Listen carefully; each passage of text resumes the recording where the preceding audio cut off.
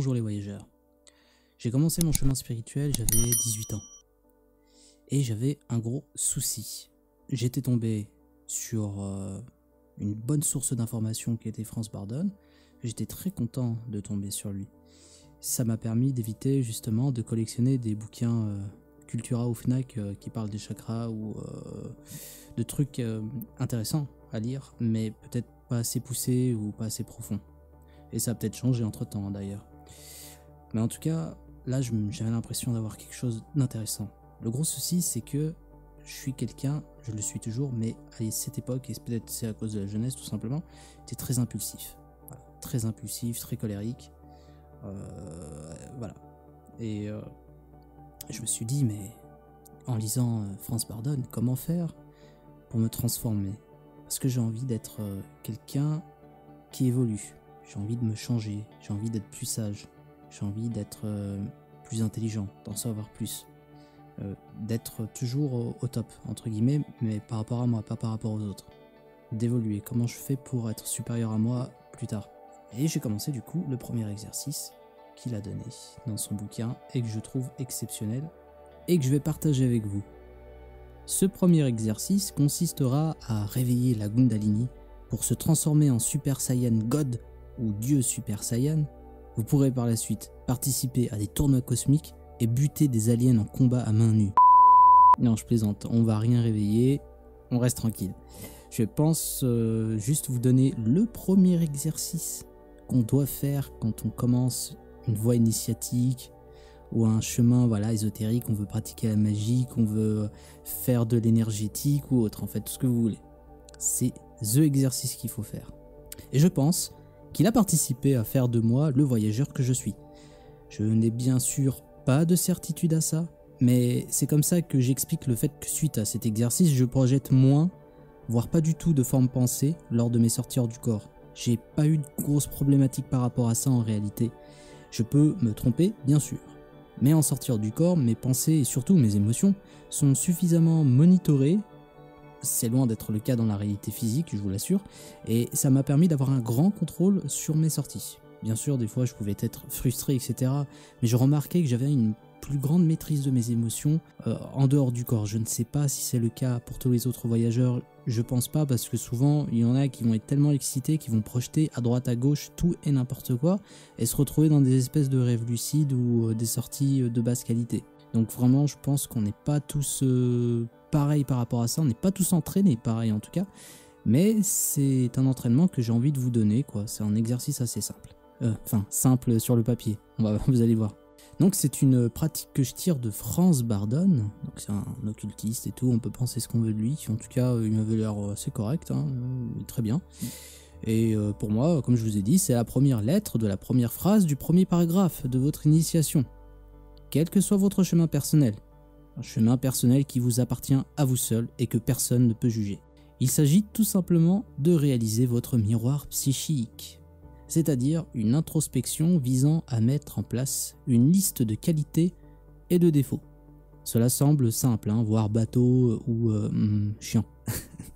Détrompez-vous mes amis, il s'agit d'un exercice primordial que l'on peut comparer aux gammes qu'un musicien doit pratiquer régulièrement. Comment évoluer et réussir dans sa pratique en n'ayant qu'une vue partielle de sa personnalité terrestre? Par exemple, sans vous connaître un minimum, comment faire la différence entre vos pensées et celui d'une entité ou d'un parasite qui vous bassine depuis des plombes pour faire un truc et qui n'aura aucun mal à prendre le dessus sur vous parce qu'il voit très bien comment vous êtes structuré psychiquement. Comment vous faites, Bon, un petit peu de sauge ou je sais pas quoi, bref, non. Comment mettre en place une stratégie pour se transformer intérieurement si nous ne savons pas quels sont les traits de caractère qui apparaissent automatiquement lors de telle ou telle situation? Personnellement, faire l'effort de cet exercice m'a énormément aidé, et avec les autres exercices qui ont suivi sur mon chemin à moi, j'ai développé une sorte de vigilance interne. Une vigilance qui s'effectue comme ça. Pourquoi je pense ça? Pourquoi je ressens telle émotion ou tel sentiment? Et souvent, on comprend que certaines pensées et émotions négatives perdent cette polarisation quand on sait pourquoi elles apparaissent. Et la plupart du temps, c'est nos faiblesses psychiques, nos insécurités et nos peurs qui nous poussent par la suite à des actes ou à des paroles que nous ne contrôlons plus. mais qui reste de notre responsabilité.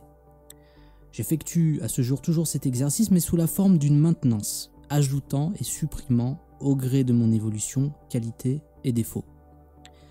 Mais ne pensez pas qu'il s'agit d'énumérer 5 ou 6 qualités et défauts pour passer un entretien d'embauche ou je sais pas quoi. Pour cet exercice, je vous demanderai une centaine de défauts et une centaine de qualités. Cela prendra le temps qu'il vous faudra, une semaine, un mois, plusieurs matinées, c'est comme vous voulez, il n'y a aucun stress. Pour chaque défaut et qualité, vous allez méditer sur leur nature élémentaire. Par exemple, la colère, c'est traditionnellement associé au feu, la paresse à la terre, le bavardage ou l'inconstance à l'air, la mélancolie ou la sensibilité à l'eau. Cela est très important car à la fin de l'exercice, vous pourrez déterminer le ratio pour chaque élément et voir quel est celui qui prédomine en vous. Souvenez-vous des tatouages dans le système des chakras hindouistes. Où par exemple, voilà, il y a en fait comme ça 4 éléments plus le 5e akasha, éther, qui viendrait teinter en fait la matière subtile. Je pense que c'est pas déconnant, dans le sens où bien sûr ça va pas être des éléments classiques qu'on va le retrouver avec du feu, de l'eau, etc. C'est simpliste et c'est des images. Mais il y a quelque chose qui vient teinter cette énergie, cette matière subtile, l'éthérique, la matière éthérique. Et ce quelque chose, ça peut être justement une pensée, un sentiment, une émotion forte. Et là, on revient au système de la vidéo où je vous ai expliqué ce que c'était que le pansène. Ce qu'on dégage naturellement, qui peut se lire, qui peut se transformer, qui peut se partager, et qui nous influence, tous. Aussi, dans le système de Bardone, l'initié devait atteindre un genre d'équilibre entre les éléments et essayer de favoriser l'apparition des qualités et réduire les comportements liés aux défauts. Okay. Cet équilibre des éléments à l'intérieur de nous était la condition sine qua non pour continuer à avancer sur son chemin. Un déséquilibre dans ces éléments l'empêchait de continuer et il stagnait en général. C'était un véritable plafond de verre. À voir. Mais voici les instructions. Déjà, prenez un carnet que vous allez dédier à votre initiation. Ce carnet est personnel. Vous ne devez pas dévoiler vos qualités et vos défauts aux gens. C'est comme mettre à nu son psychisme. Forcez-vous à analyser vos actions et pensées qui ont agencé votre vie. Vous pouvez effectuer ça aussi sous la forme d'un examen de conscience que les stoïciens pratiquaient le soir.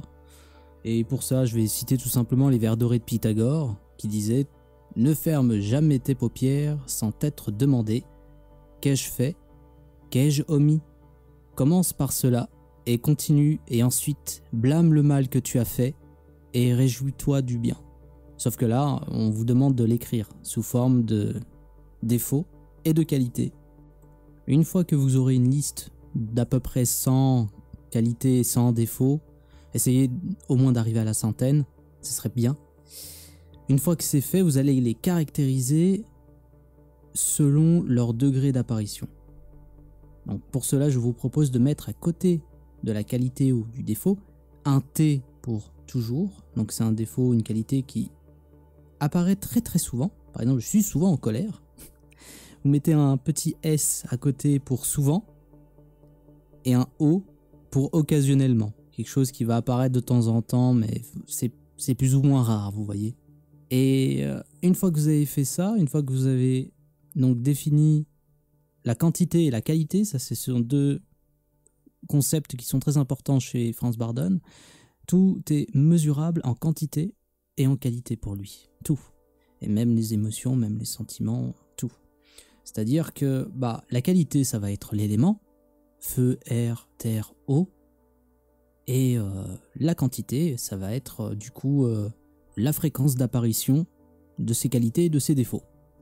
Et ainsi, vous l'aurez compris, nos émotions et sentiments, nos qualités et nos défauts sont teintés d'un élément que par analogie.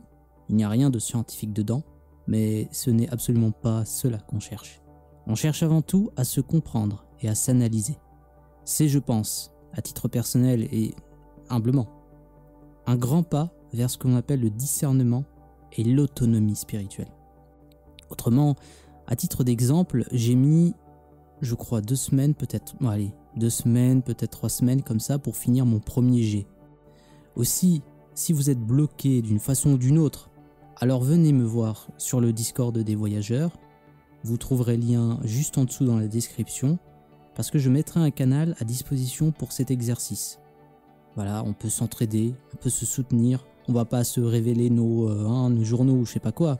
Mais par exemple, si vous manquez d'adjectifs, de noms, pour les défauts, si vous manquez d'adjectifs, tout simplement, je peux vous faire une liste comme ça, avec un maximum de qualité de défauts pour vous aider. Mais le mieux, c'est que vous réfléchissez vous-même, quoi. Parce que si je vous les donne, vous allez dire « Ah oui, c'est vrai que... » Ça peut biaiser un petit peu la chose, mais ça peut aussi aider quand vous êtes coincé. Et je sais qu'on peut être coincé, j'ai moi-même utilisé ce genre d'aide. Donc je serai là, il n'y a aucun souci. Sachez aussi que je ferai d'autres vidéos de ce style-là, avec d'autres exercices, et ça ira crescendo. Hein. J'ai vraiment envie que toutes les personnes qui sont intéressées par le spirituel, qui sont intéressées par les sorties hors du corps, etc., trouvent dans ma chaîne des exercices pratiques et concrets à faire chez eux. Voilà. Et enfin, je voulais vous remercier pour votre diligence, non mais surtout pour votre fidélité, le fait de suivre la chaîne, de regarder, d'aimer, de commenter, et continuez. Abonnez-vous pour ceux qui sont pas abonnés, mais vous faites quoi là? Sérieux? En tout cas, merci à vous, très bonne soirée, bonne pratique, bon voyage.